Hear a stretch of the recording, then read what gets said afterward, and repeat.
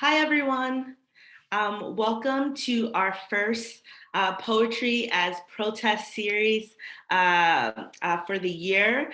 I am so delighted to be here with you all.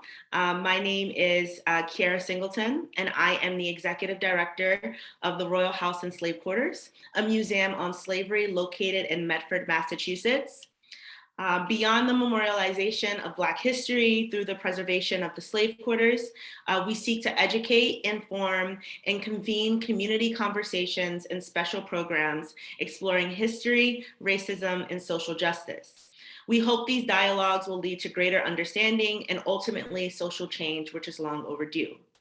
We are so excited to gather with you this evening, but before we get started, there are a few housekeeping items to tend to.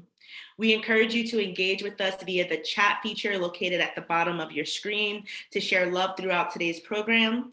At the bottom of the screen, you'll also see a Q&A box that will be active throughout the presentation for you to submit questions for our presenter.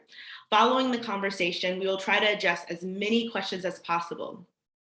And if you are joining us via Zoom, you also have the option to view automated captions at the bottom of the screen. So I am very pleased to introduce you to Terry Carter.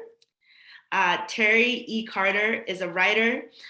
He graduated summa cum laude and Phi Beta Kappa from Fisk University with a bachelor's degree in English. He also completed a graduate fellowship in mass communication at Boston University. He currently directs elder services for a community center in his hometown of West Medford, Massachusetts. Terry E. Carter has been developing his craft for decades. He is a classically trained poet whose influences range from Shakespeare to the Harlem Renaissance.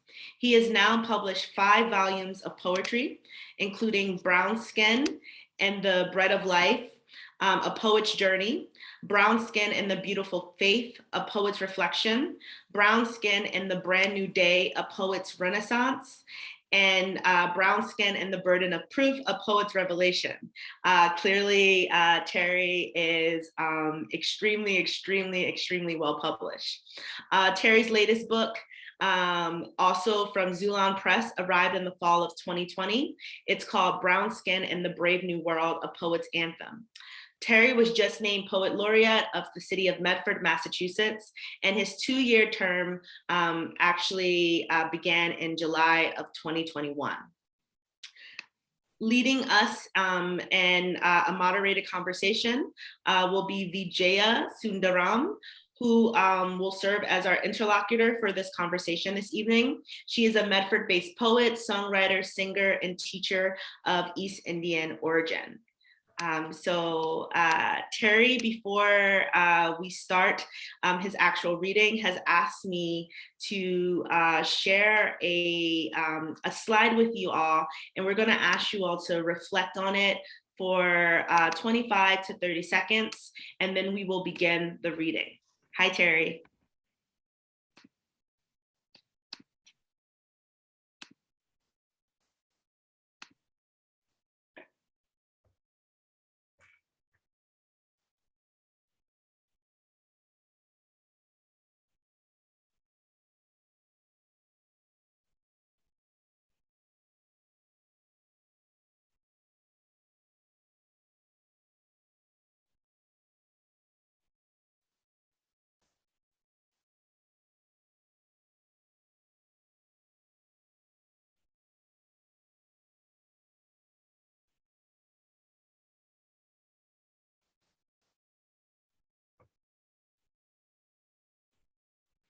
Okay, so I am going to stop sharing my screen and Terry will take it away. Hello, everyone. My understanding is that Vijaya got stuck in traffic, has just arrived home, and is looking for the link to get into the program. So, Kiara, if perhaps you can try to assist with that, I'll go on ahead and get started. That sounds great.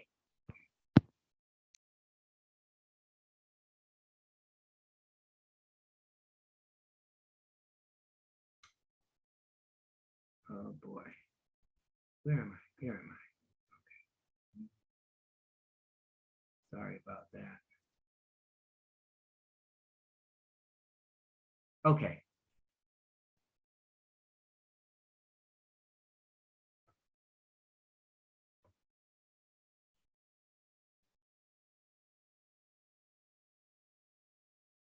I wanted you to reflect on the slide that Carol was kind enough to put up for me before I started a piece that corresponds to it, because I felt like it would be important for you to look at what I was looking at when I wrote this particular poem.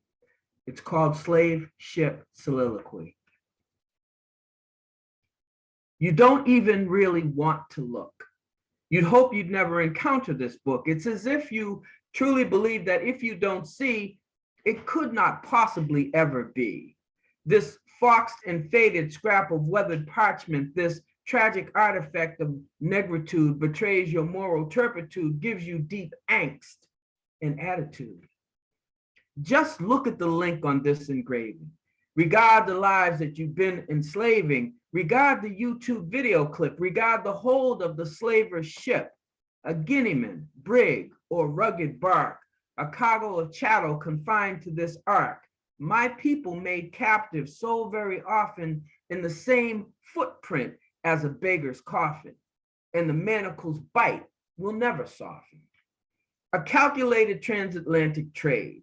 The human cargo fuels the fortunes made. Lisbon, Bordeaux, Seville, Amsterdam, and Liverpool, Europe's ports of scorn, for chattel commerce, newly born. Snatched like diamonds culled from motherland mines, sold by rival tribes in lush and tropic climes. Ouida, Jacob, Porto Novo, Agua, Grand and Little Popo, Lagos, Bagadri, lands from which the traffic begins its sad sojourn, lands in which the tragic curse is sadly born.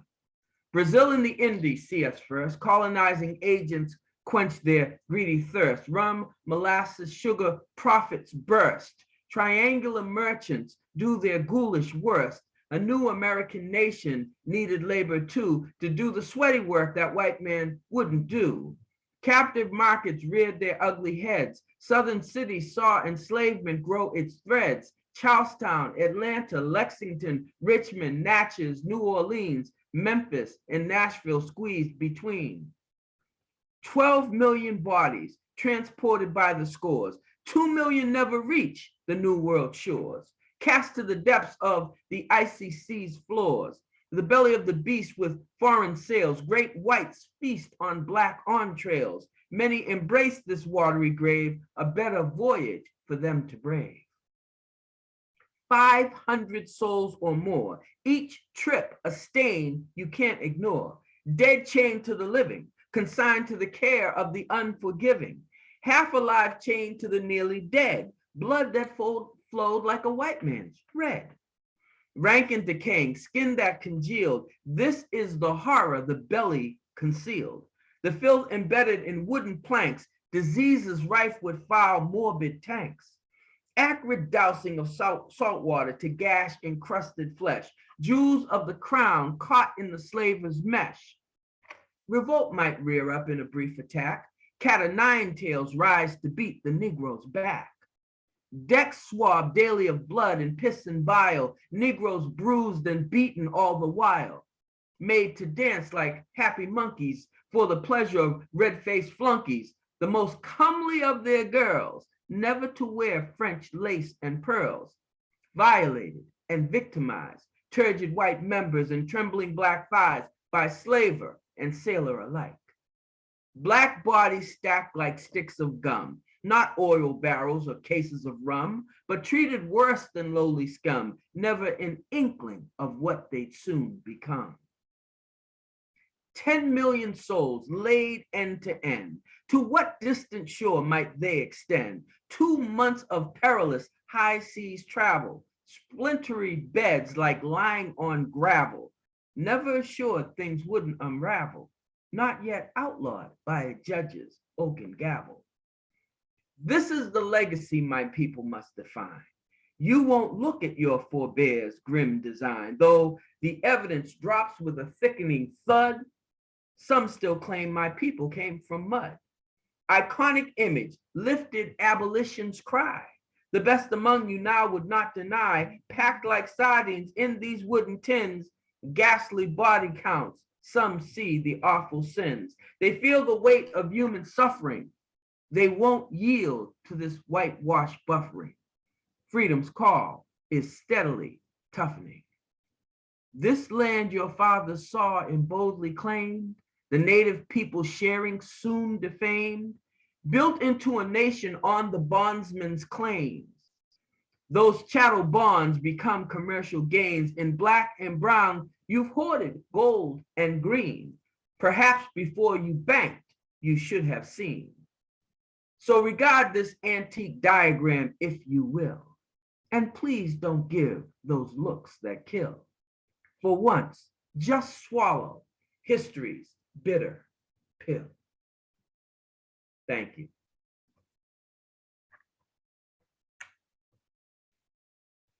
So, the next piece that I'm going to read is based on some history right here in Medford. And as Kiara talked about in her introduction, the Royal House and Slave Quarters, the last standing structure of its kind in the Northeast, is a memorial in many ways to the enslaved Africans that came here in the 16 and 1700s. And this piece is based on an actual stone memorial that was built, constructed, and placed in the Salem Street burial ground just a few short years ago, based on the labors of 4 students from the Center for Citizenship and Social Responsibility at in the Medford school system. They raised, I think, close to $5,000. They purchased this huge stone monument, and it, again, resides in the Salem Street burial ground as a memorial to African slaves that were buried in the on the grounds without any markers or notice. This is called Medford Bound.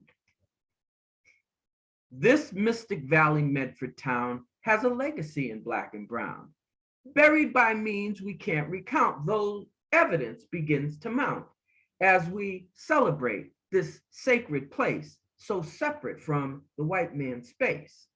Elegant stones adorn these grounds, where ne'er a slave could be interred, and no laments were ever heard. Manicured green, all shaped and mown, not like these rough and overgrown. Crypts of marble and granite too, where men of station received their due. Brooks and Tufts and Royall accrue, names that ring in legend true. They put these patterns into play and move their Negroes out the way. In death it was, as done in life, a servant's yoke would end in strife, invisible to all who mattered, in turn in fields so mean and tattered, akin to ashes blindly scattered. The landed gentry built the ships, captains and clan made ocean trips, a threefold brew, molasses, slaves, and rum, a hardened crew, a journey yet to overcome. Drums that beat across the frothy seas, diaspora's chattel on their fearful knees, sons and heirs of the motherland, pressed beneath the slaver's hand, the colonizer's stern command. And yes, a Medford tie would bind the African soul to the master's mind. Men of wealth and status, men of means and matters, African kinship bruised and shattered, iron chains remained in place, servitude lodged in this mystic space. Canaan spirits distilled to taste, servitude lodged in this mystic space. The census of 1754 showed 49 blacks at Medford's door. A few were free, but never many. Prior tallies showed hardly any. As early as 1641, legal bondage in Medford won a place in the body of liberties. Whites bought black humanities. All had handlers and daily work, and dare not dawdle, loaf, or shirk. So Pomp built the wall for Thomas Brooks, not to be found in your history books. Washerwomen, cooks and bakers, masons, smiths, and skilled sailmakers, shipwrights, weavers, and laundry maids, nose to the plow in 100 trades. Few would distinguish beyond the chains, though one would come to fabled gains. A Bayesian prince bound for America embraced black men of faith and character. This yearning created a Mason's order with an English charter from Cumberland's border. From across the Atlantic, a cherished scroll that white Freemasonry couldn't control. A man of Medford, at least for a time, his legacy both strong and sublime, claimed by Cambridge and Boston too, Prince Hall's fame was just and true. Then there was brave Belinda Sutton, who really pushed the master's button. A royal to some, a caution to others, she paved the path for beleaguered brothers. Famous for drafting a bold petition addressing inequity's sad condition. She sued for wages denied and serving to whites of means wholly unnerving. A lineage of slaves has subtle beauty, exposing blacks of strength and duty. Tied by the shores of Mystic River, like arrows in Pawtucket's quiver. Such are the stories of Medford town, when chattel lives wore skin of brown. Rough-hewn stones in this rustic spot now sing of a Medford forget-me-not. This Mystic Valley maker's town has a legacy in black and brown, buried in ways we can't recount, though proof is bubbling to the fount. As we celebrate this sacred place, a cautionary tale of race. So I want to welcome in the opposite screen to me, Vijaya Sundaram, and you'll be hearing from her a little bit later.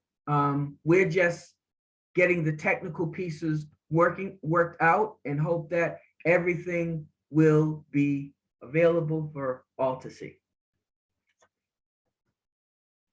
All right. So I wanted to be somewhat thematic in the pieces that I introduced to you in tonight's reading. And so we've come through slavery. We've come through some measure of recompense for slaves that were forgotten. Now I want to come into a period where an African-American community, a true community, established itself in Medford. And this piece is about the place where I come from, West Medford, and it's called Hard by the Mystic. They gave my people the lowlands, and not much of it, just a few streets hard by the river. Banks turned a blind eye behind the red lines, and it wasn't about the money. Class was an irresistible force. Race was an immovable object. Perhaps it wasn't the written rule, but white folks knew the legal tool to keep us in our place in this Mystic Valley space, where slaves and rum and ships had built some mansions, made some millionaires, and hid some old money. So it was hard by the Mystic we went, muddy and a bit turned down, the only place where one could be brown in this ancient Middlesex County town. But we named it, we claimed it, we made it our own. Even in the heat of summer, when the shores were parched and the soil was rank with the decay of aquatic alchemy, we were one with the river. We followed its flow to the lakes and the sandy beachfront. Like our own Jordan Shore, we baptized and blessed our brothers and sisters in Christ. We caught the little fishes to go with our loaves of bread and became the teeming multitude who our Lord Jesus fed hard by the river. We became community, We commanded unity. We embraced the village and raised up our children in the way they should go.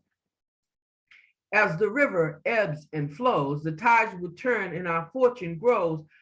A few more streets become our home. Houses on Sharon join kin on Jerome. From Duggar Park to the railroad tracks, the landed folk make more room for blacks. The color line recedes a bit. Church and school and center sit. The Ville becomes the heart of it, hard by the mystic shores. Now the worm has surely turned, and folks who left have surely learned things couldn't stay the same. The muddy mystic most days is clean. The banks are freshly cut and green. Faces once distinctly brown are not the only ones in town. These streets that once were our confines must now embrace what gentry defines: condominium culture, bedroom convenience, university sprawl, access, egress, excess, and largesse. Now those lowlands have become the highlights of a trending city, and sometimes that success isn't pretty when it's at the expense of your Black and brown and tan family. And yet the river still turns and bends from where it begins to where it ends. The only place where one could be brown in this ancient Middlesex County town where we named it and claimed it and made it our own.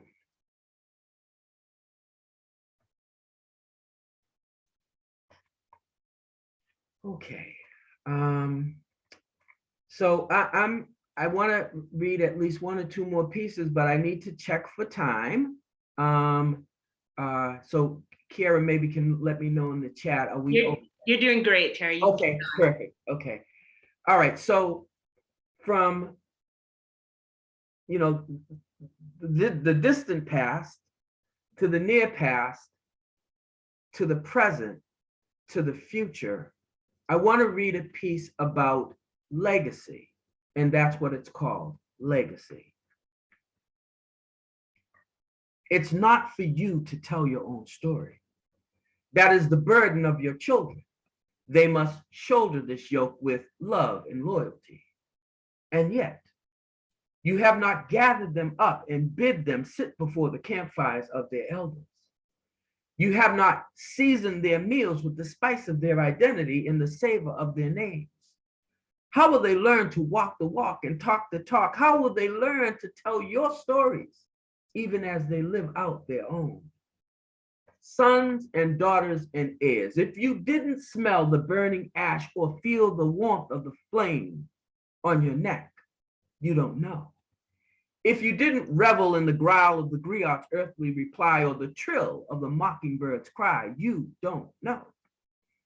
If mama was too tired and daddy too long gone to carry the wood, light the spark, and stoke the flames, you don't know. And until the lion cub knows how to tell the pride stories, the hunters will always tell them first. The good book says, train up the child in the way they should go. Will they let them depart from the community of faith and the city on a hill without the master's touch and the oil of his anointing and his full measure of grace? Will we not show them Anansi's clever ways, Popo and Fafina's journey, Mufaro's beautiful daughters, the people who could fly, the wonders of Wakanda and Songololo's new tackies? The prophet says he will encourage fathers and their children to return. But how will they know the way home if no map charts the seas and measures the roads and cites the peaks and valleys and names each forest despite the thickening trees? Will the burden of the elders' stories be too heavy for the children? Will they care to carry? Will they dare to tarry? Will they linger at the foot of the griot? Will they hunger for the wisdom of the sage? We must put them on the page, where hard work earns the man his wage, where power is measured by God's own gauge, where miracles scoff at the wand of a mage. We must share with them the truth that is loyal and fierce, like Naomi and Ruth, that doesn't wait for the confessional boot that has the bite of the panther's tooth. This is the gift of legacy, where a glorious past sets the captives free, and a candle's light beckons liberty. Sons and daughters and heirs, I bid you sit before the campfires of your elders. Gather up their stories, gather up their stones, and build up your strength. They will show you Anansi's clever ways, Popo and Fifina's journey, Mufaro's beautiful daughters, though people who could fly, though wonders of Wakanda and Songololo's new tackies. Soon, you will be the herald. Write these things down on the tablets of your spirit. Let them put a running in your feet. With each quickening step, you repel the arrows of the hunter. With the shield of abiding faith, you capture the flags of your enemies and gather up their spoils. You remain the lions of the pride, and your tails will always be your children's bread. You will never abandon the community of faith, though you build 1,000 cities on a hill, drawing wondrous strength from the master's touch, as the oil of his anointing fills your clay jars with his grace.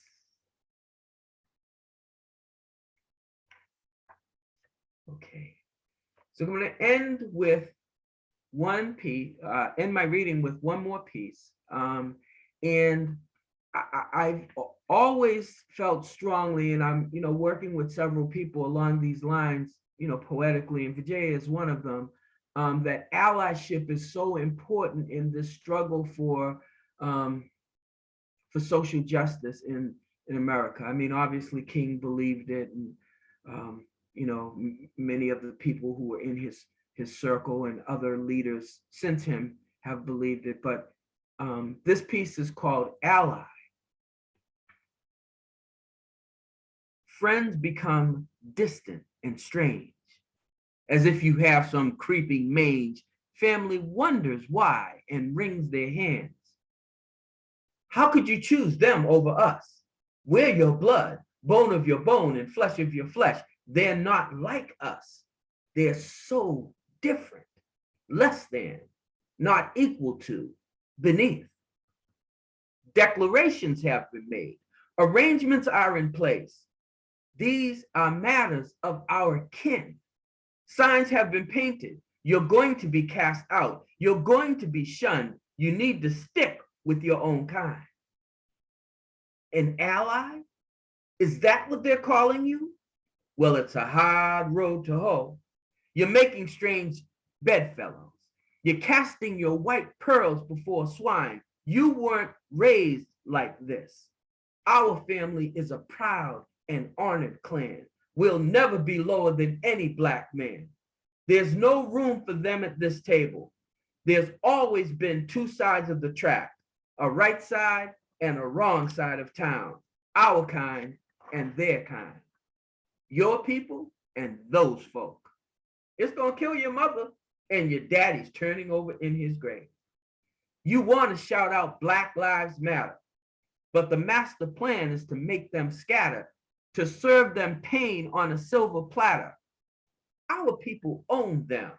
They worked this land for 200 years. They were our property, our Negroes, hell, our Negroes. Make it plain. You can't be out there with them. You can't be shoulder to shoulder with the ones we need to dominate, relegate, subjugate, eliminate. They want reparations? Well, we're making preparations to give them 40 acres of hell and a mule kick to the gut. You don't seem to get it, son. This is the way that the races run. There's not enough room for everyone. The time for Black and brown is done. Show your pride and pick up your gun. Pick the side that has always won. You can't be out there with them. You can't be shoulder to shoulder with the ones we need to dominate, relegate, subjugate, eliminate.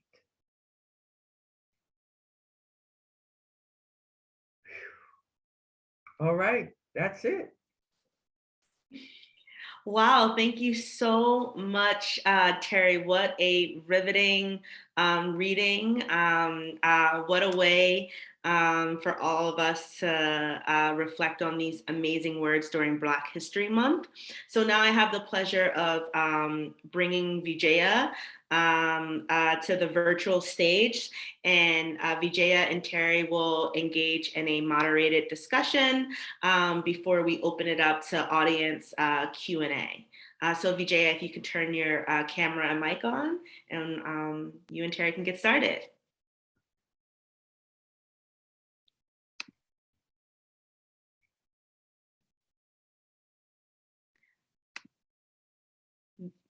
Vijaya, we can't hear you.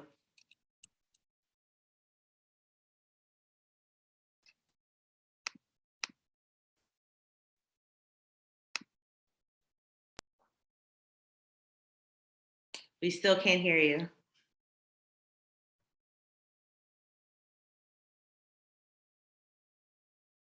What about the volume on your computer, Vijaya?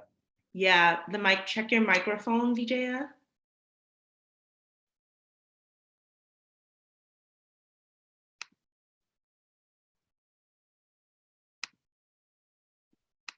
Hi, everyone.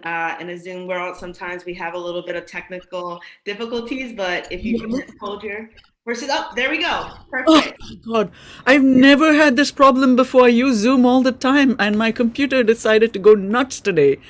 And yeah, my apologies. Oh my God. I was freaking. No worries. I'm so happy to see you. It's so good to see you. I like to be on time, and this is not a good day for me for not, anyway, thank you. Thank you for bearing with my computer and its vagaries. It's Absolutely. lovely to see you and hear you, Terry. I'm glad I managed to catch you. I have heard some of your poems before, and I love them. I love them. So it's very hard for me to sound like anything other than a gushing fan. So, but I do have some, I have some questions. I love your. First of all, I just want to say the way you use language, the way you use metaphor and simile, and the way you use this, just the ringing sound of rhyme and rhythm. It's all there in your poetry, and that is just a delight for me as someone who loves language and who loves the music of poetry. So there's music in your writing. There's I hear a need for justice, and I do not hear indignation and rage. What I hear is someone who is strong in faith and someone who believes in people and is optimistic for the future. And that I love it. There is some irony and you use some a little bit of sarcasm at times, but my sense, and correct me if I'm wrong, what led you to this place? My sense is that you write from a place of forgiveness and a place of acceptance of those who may not accept you or me or any other person who is not like the dominant master race, so to speak. So I have some questions about that. How did you arrive at that? Vijay, I mean, Martin Luther King said it, better than most anyone. And I'm sure Gandhi probably said something similar, but I think he said something to the effect of, I have to choose love because hate is too difficult a burden to bear. Yes. And I think, kind of that's where I'm coming from too. And a lot of it is faith-based. I'm a Christian in ministry, and so it would certainly be hypocritical of me to not be a lover of humankind. Yeah. And I really am. And I don't want to make, these kind of petty conclusions about this one's right because he looks like this, and that one's right because they do this kind of thing. No, I can't get caught up in all of that. And I want that to come through in my poetry. And every once in a while, I'll get asked if I'm angry. And I my answer is always no. I'm not angry. As a matter of fact, I'm anything but angry. What I am is I'm resolute and I'm clear. I mean, I understand the way things have worked. Yeah. And so I want to use that understanding to illuminate for folks who for whatever reason don't yet seem to get it. I love your words. I am resolute and I am clear. Those are, I think, things that we should live by, to be resolute in our love of humanity and to be clear as to why we're doing it. It's not like we're condoning evil. What we're doing is we're trying to say, look, here we are, accept us and believe in us because we want to believe in you. That's what I'm hearing. And I just want to. I typed a few things rapidly while you were speaking, and some of the lines that, especially towards the end, gather up their stories, their stones, and build up your strength. There is beauty in those words. What led you to that imagery? You gather up the stories, the stones. Why stones? And well, the gather up their stories. And I said, I think I said, Mufaro's beautiful daughters, Song of New Khakis. Now these are all references to children's books. yes, I used to read to my daughter when she was young, and I felt it was necessary to pass along what we had as an established oral tradition for 1,000 years before slavers arrived on African soil, and to make sure that she understood that we had stories too. yeah, So beautiful. gather up their stories is the elders passing along their wisdom to the younger generations, and gather up their stones is, it's all, and I hope it's not kind of not a pagan a reference, but it is in some ways, little stones, but also it was a reflection of the mass, the beads, the mementos, the culture. So when I say gather up their stones, really what I'm saying is retain the culture of your people. Nice, very nice. That's what I gathered, but I just wondered about the stones reference. And so I think it's important to adhere to some of what the past gave us, even though we might move on to a different religion or a different way of being. I love that. And the wonders of Wakanda made me smile, of course, because that's more recent and that's wonderful. Absolutely. Absolutely. And you make frequent references to the lion cub, the pride. Let me see. I wrote that down. Remain the lions of the pride. Never abandon the community of your faith. And so, was that influenced perhaps by the Lion King, or is this something else? Probably by a number of different African story traditions, but also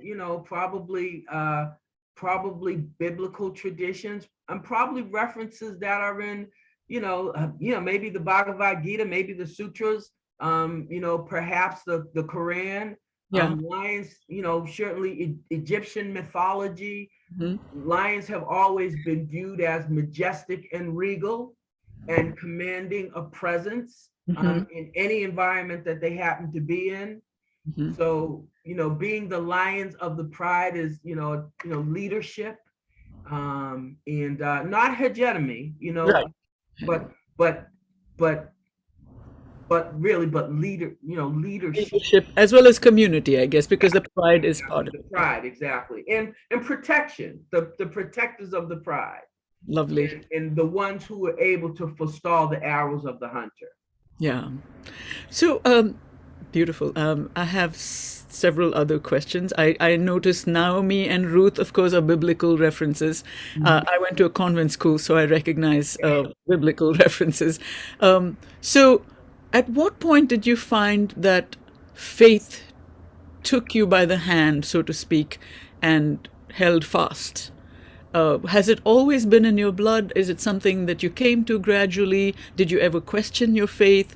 Did you ever reach a point of bitterness and then, retreat from that into a place of confidence and rejoicing in faith?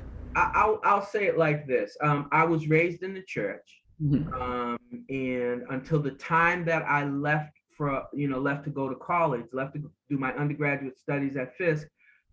Church was always a very big part of my life. My parents, it was a mandate, but it was one that I embraced willingly. We were in church every Sunday. That was part of our family ritual, was to worship as a family. Now, what happens is when you go away to school, then even a school that has a religious tradition like Fisk, secular humanism enters the fray. Yep. And so you get distracted. So I won't say that I've ever abandoned my faith, but I certainly got distracted. So it wasn't until I came back home, and kind of reconnected with some of my roots. And then particularly when I got married, my wife is a woman of deep faith. And together we decided that we were going to embrace a very significant life in the church, which we both have. She's actually an ordained pastor. Wow. And I've been an arts minister for years now, and probably on a pastoral track too. But so that's faith where we live now. And as you notice, the first book that I published is called Brown Skin and the Bread of Life. The bread of life being, for us, Jesus Christ. Right. And man does not live by bread alone, but by every word that passes from the mouth of the master. So it's that. It's part of that. It's been a part of every book. At least a chapter or two in all of the 5 books has been a faith chapter. So nice. Lovely. Thank you.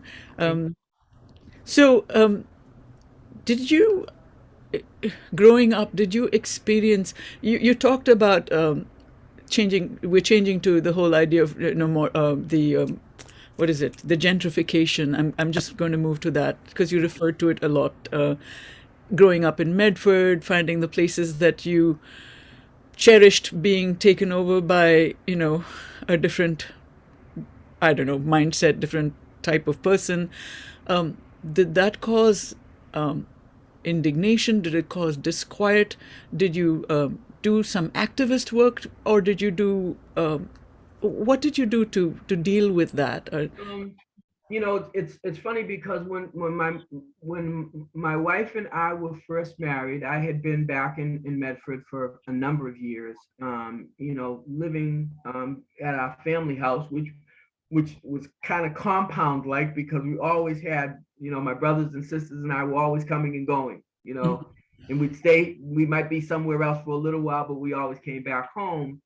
And but as I got older and older, I saw more and more of the people from my generation, some would say taking the money and running, because there were always realtors coming in and Often.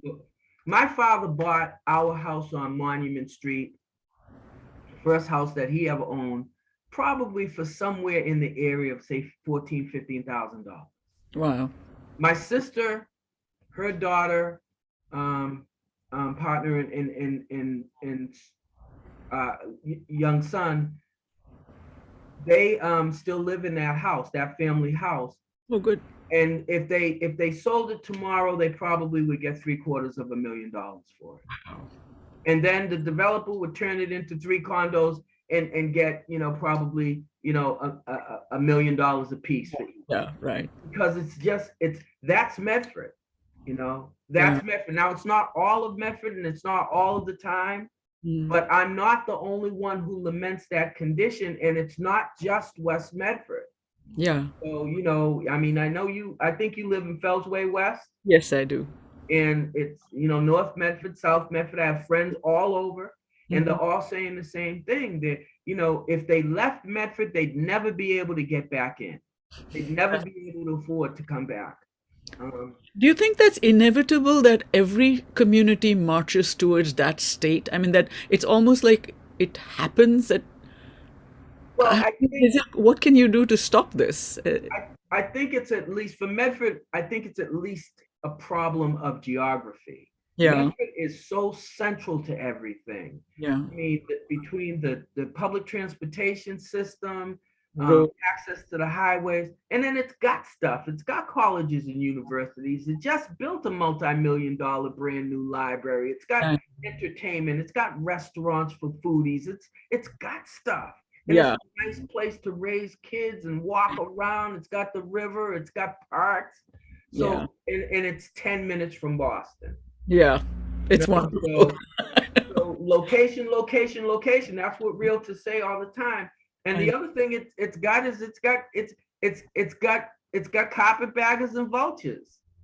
And when I say carpetbaggers and vultures, I'm probably calling somebody names that I I, want to be called myself. But I mean, the realtors call everybody all the time. We'll buy it. We'll buy it. We'll buy it. I wrote a piece called "Picket Fences." The first line is "We buy ugly houses." oh my gosh, yes. So, and that's the nature of the beast right now. So, Absolutely. It makes one despair a little bit, but I suppose if we all band together and, try and prevent that from happening and to stay put in our place, who knows? We could deal with that. So I don't know how much time we have. I do want to say one more thing, Vijaya, and I don't want to suggest that all of the new folks that have moved into Medford are not nice people. No, I've of course met not. some lovely, lovely folks working at the community center, between the parents that have their kids in Gentle Dragon daycare and Yeah, that are, coming to the park to play pickleball and all of that other stuff. I've met, some of the nicest people I know. But the fact of the matter is, a lot of those people don't know that Medford has a deep and abiding African American history. And if we didn't display it, at the West Medford Community Center, there'd be a lot of people who would never have any way of learning that. so true. So I notice in my chat that there are questions from the audience, and so I just happened to look at it. Thank goodness. So one question from the audience is, I don't know who submitted this, but it says you first read, question for Terry, you first read your poem Medford Bound at the dedication of the monument to enslaved people that was arranged by Medford students. What do you want kids to learn from your poetry? Um, it's funny. I just got a call, and I finished it just recently and got it back to them from the Center for Citizenship and Social Responsibility, which I think is a really phenomenal organization, Mhm. to write a piece that kind of said who they are. So I just got finished doing that. And what I want young people to realize is that Black history, particularly in the month of February, Mhm. is not solely Black history. It's American history. It's so true. So, and I want this to be a necessary part of what they learn growing up, because if we don't teach this, critical race theory is really kind of gumming up the works, because now you've got a label that's been ascribed to what should really be a Yeah, natural organic process to learn about your neighbors, absolutely. Black and brown. You, Yep. know, you and I, we're brown people. We brown. Brown people. So, I call myself the brown skinned poet. Absolutely. So we have to learn about each other. We really do. And if we refuse to learn about each other, then we're never going to get past conflict, because it's ignorance that breeds conflict. Absolutely. Ignorance does breed conflict and hatred and so much more. So there's one more question from the audience. Especially on a day like today, I find myself turning to the practice of poetry as a balm from the sting of injustice and violence. I wonder if the panelists could speak to the power of poetry as a way of responding to the injustices we encounter in the world and the ways of being beyond anger, it says in parentheses, as we've discussed, that poetry can unlock. Well, Vijaya, you and I are lockstep in this. I already know that because, obviously I've heard and read some of your works, and, we're all about education, social justice, diversity and inclusion, and kind of tamping down the urge to be angry. I mean, you've encountered racism, I've encountered racism, and if, especially as a Black man, if I had struck out, lashed out, I should say, Yeah. against, folks who were trying to persecute me in whatever way, I could very easily have been incarcerated or worse. So I have to find, poetry is my way to respond to the inequities that I see, Mm. and I'll say somewhat safely. Hmm. Although these days I don't even know how safe it really is. Because they come after the poets first. Yes. Fortunately, I hope they don't come after you or me or anybody else that we know, because poets are, I think, we're the prophets of our time, and I see you as a poet, a preacher, a prophet. And Bruce Alexander says, Terry, where can we buy your books? Oh, I just have to say that Grace Law Simmons had asked the first question, Matt Hughes had asked the second question, which you answered, and Bruce Alexander is asking, where can we buy your books? Well, Grace Law is one of my favorite people in the world. So I do want to say that. But you can buy my books at www.brownskinedpoet.net. And maybe if Malvika can put it up in the chat, you'll be able to see it. There it is, right there. www.brownskinedpoet.net. I have 5 books. I'm actually working on a 6th. I hope to publish this year. I think it's lots of good stuff. If you're looking for a place to begin, probably my last book, because it's part anthology and part new work. So you get a flavor for everything that I've written in that one book, although I'd prefer that you buy all 5, but I'll let you off the hook.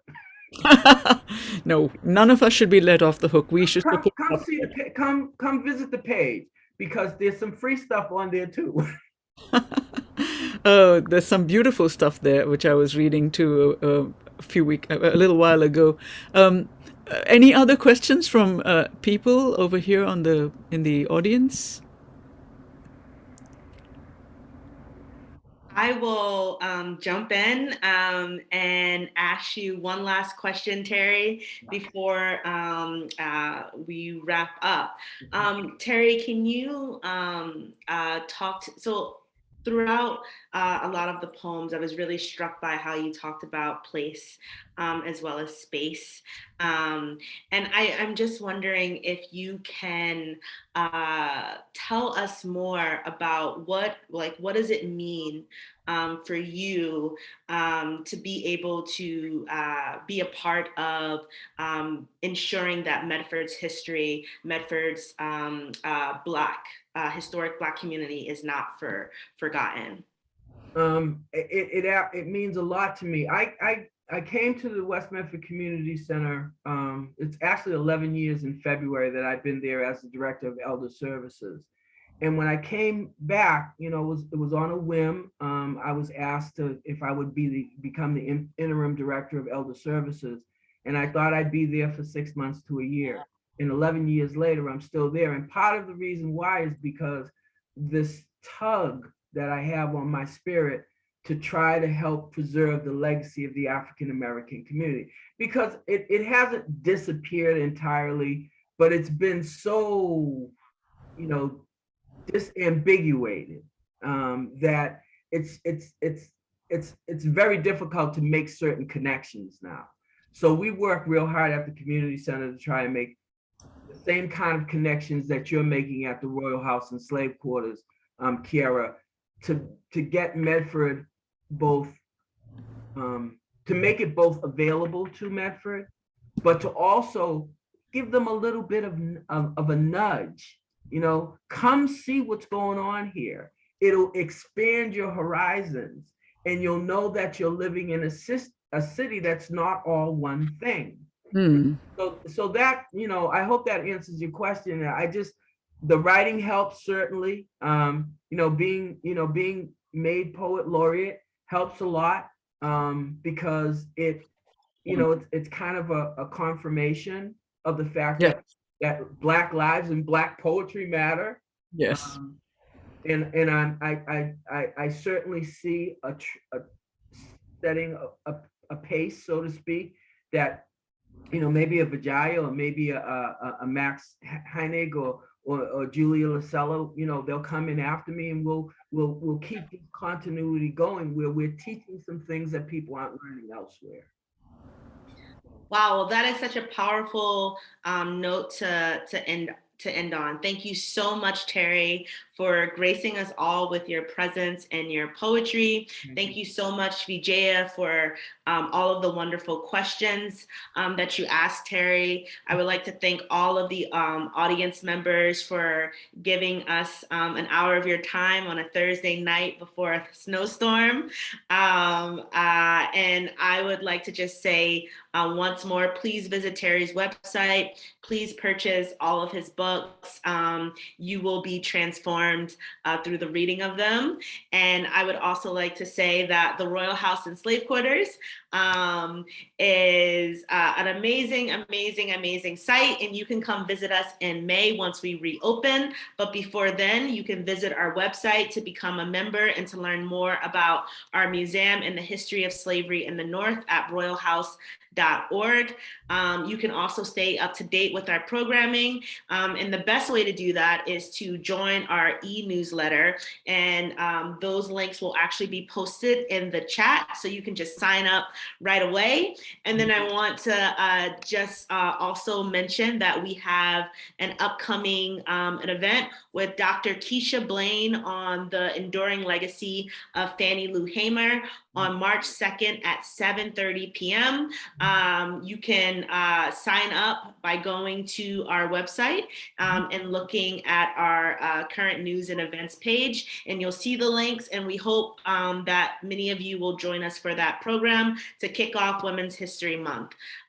Before we sign off for the night, I want to just say thank you again, Terry. This was a really amazing program, and thank you again, Vijaya. And I would also like to say thank you to Malvika, who is an excellent intern for the Royal House and Slave Quarters and is working the tech for us. Thank you again so much. I hope you all enjoy the rest of your evening.